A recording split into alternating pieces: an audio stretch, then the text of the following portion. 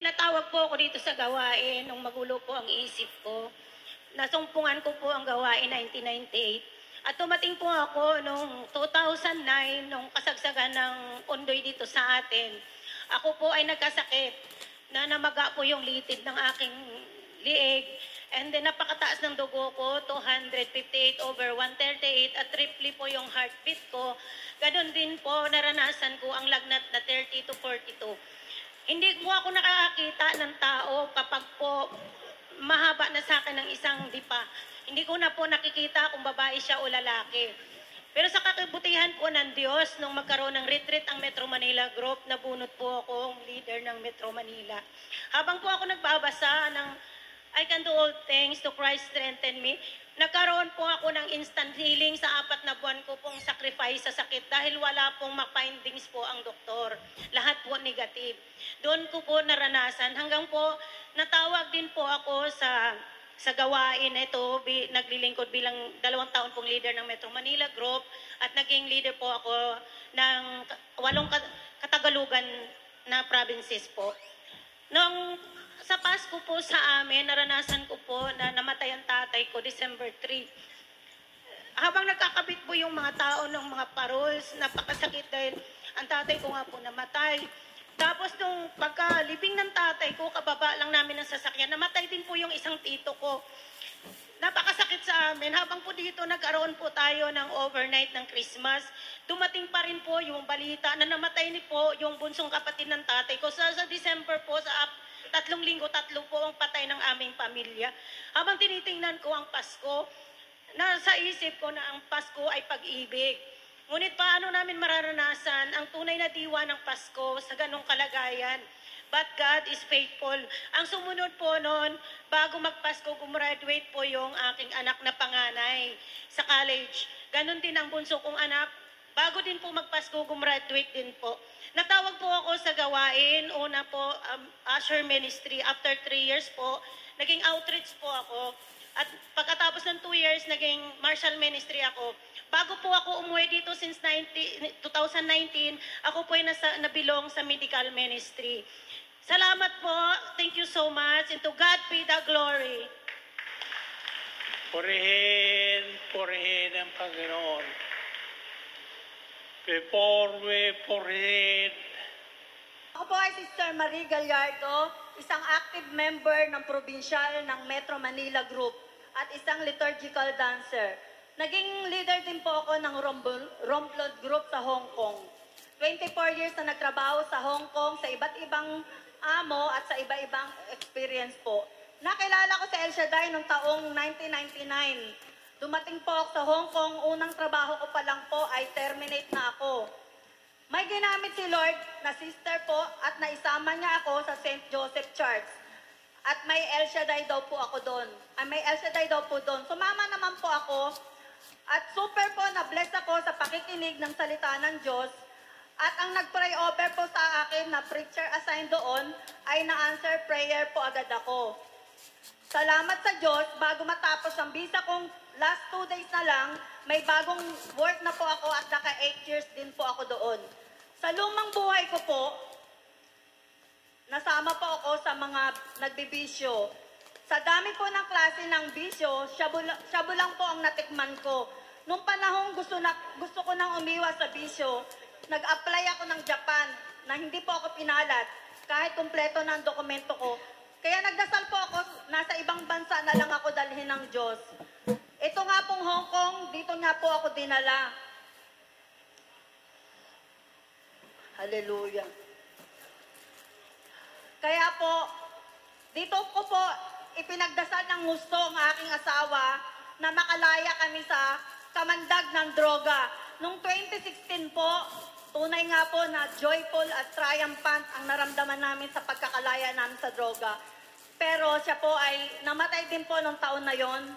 Kaya po ng ating bagong mag-anniversary, umatin pa rin po ako dito at sa loob po ng House of Prayer, nakita ko po si Brother Mike, hinawakan ko po ang kamay niya at sinabi ko pong, Brother Mike, babalik po ako sa Hong Kong. Nasabi ko lang po yun, pero ito ay nagkatotoo.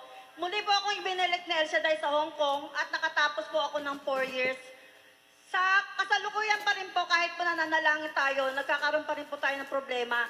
Yung mga anak ko po na patuloy kong pinagdarasal na huwag silang magaya sa kanilang ama, na mapunta rin po sa jail. Subalit, dumarating po pala ang mga problemang ganito. Nakulong po yung anak ko dahil din sa droga.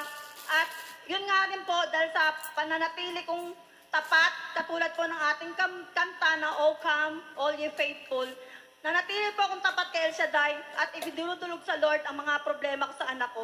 Ngayon po, okay na pong anak ko, nakatapos na po siya ng 2 years niyang probation at sa katagumpayan din po ng aming pamilya.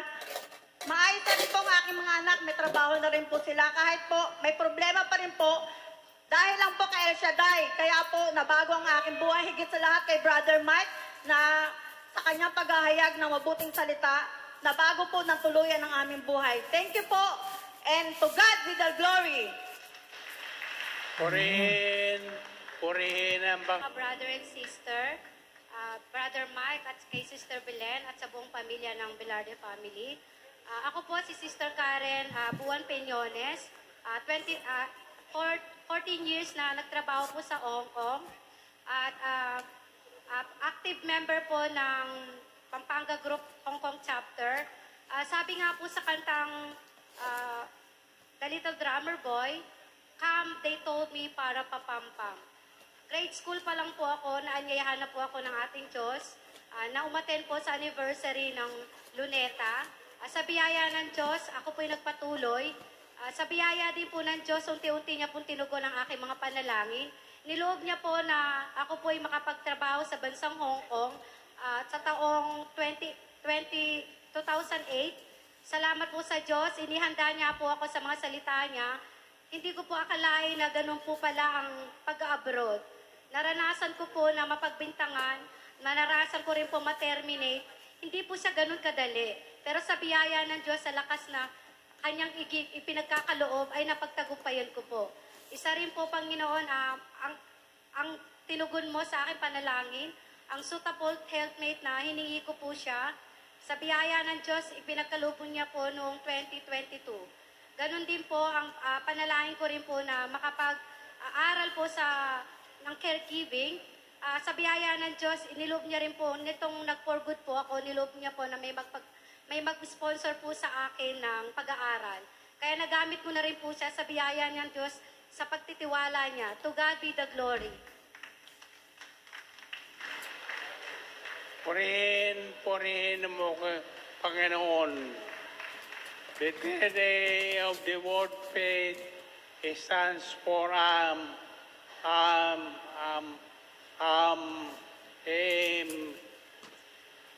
First Corinthians chapter 15, verse 10. But by the grace of God, I am what I am. Kayo ay nasa biyaya ng Diyos. Kung ang mga kalagayan ninyo sa buhay, ipasa Diyos nyo lang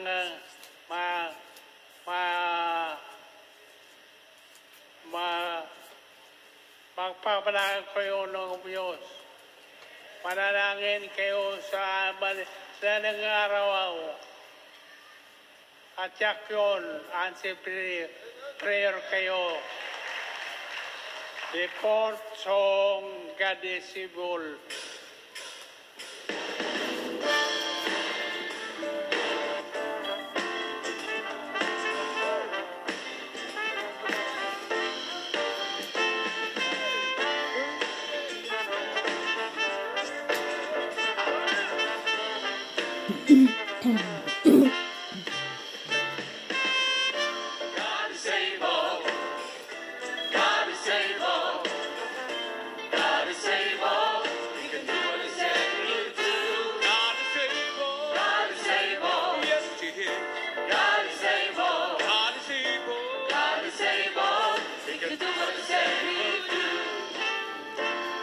About Daniel in the lion's den. Didn't look too good, but Daniel put his trust in him. Shadrach, Meshach, and Abednego. When the men grow hot,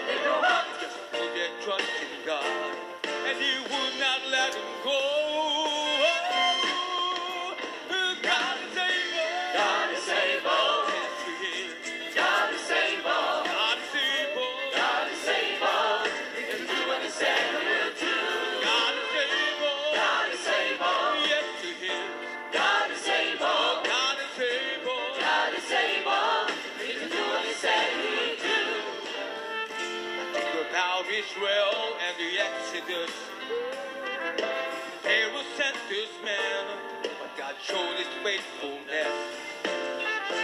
If you think you're in a trial of life, but to bless your heart, just put your trust in God, and He'll never let you go. God is able. Yes, He is. God is able. God is able. God is able. He can do what He said He will do. God is able. God is able. Yes, He is. God is able. God is able. God is able. He can do what He said He would do. He can lift you up when trials come your way.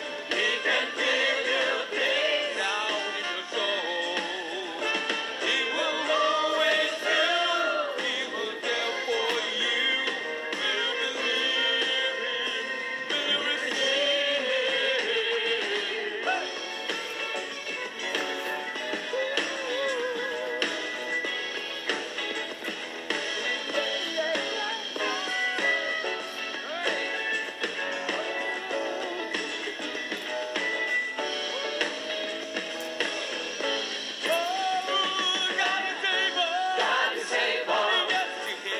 God is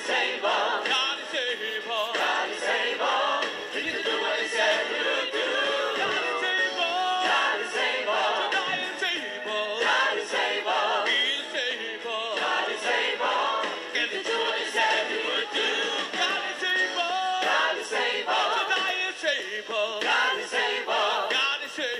God is able. He can do what He said He would do. God is able. God is able. Yes, He is. God is able. God is able. God is able. He can do what He said He would do. God is able. God is able. God is able. God is able. God is able. God is able. He can do what He said He would do. God is able. God is able. God is able. God is able. God is able. God is able. He can do what He said He would do. Magandang gabi po sa ating lahat. Magandang gabi doon bilang isang media ministry sa Hong Kong. At nagpapasalamat po ako kay Lord dahil sa 12 years na taon ko po sa Hong Kong, na-experience ko din po ang una, yung makasama si Brother Mike sa pagja-jogging. At pangalawa po, yung kabutihan ng aking amo. At pangatlo po, yung nag-serve ako sa malaking gawain sa El Shaddai, sa Hong Kong po. At pang-apat po, ay yung na-convert ako at nabinyagan bilang isang Katoliko dahil isa po akong aglipay noon. At nagpapasalamat ako kay Yahweh El Shaddai dahil hindi po niya ako pinabayaan. Ganon din po ang aking pamilya. At sa ngayon po, 1 taon at 8 buwan na po ako dito sa Pilipinas at nanirahan po sa Ilocos Norte. At sa taong ito,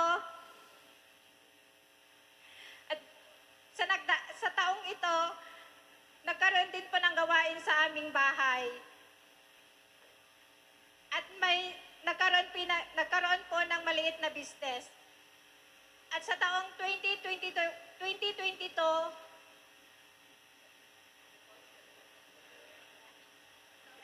sa taong 2022, lumipat po ang gawain sa aming tahanan at doon po bumuhos ng biyaya at pagpapala ang ni Yahweh El Shaddai.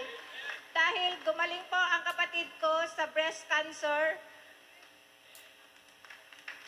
at ganun din po ang tatay ko, naging normal po sa sakit niyang diabetes.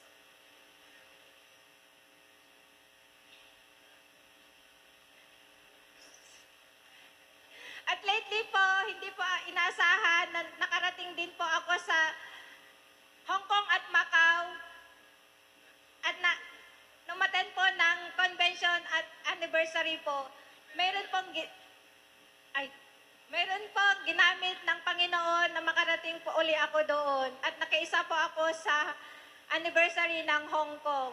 Thank you po, to God be the glory. Praying for purihin ang Panginoon. Warp A stands for evil. Ang gagawa ng Diyos ang lahat ng bagay. Pagpalain kayo ni Salay siksik tiging umapaw. According Praise the Lord. God is able. God is able. God is able. Salamat sa Diyos, Lord. Pagpalain mo po ang mahal na punong lingkod. Pabain po ka ng buhay, kalakasan, kalusugan, at inspire ka ng puso. Amen. God is able. God is able, Lord. Himala, himala, himala. Amen, amen. Thank you po.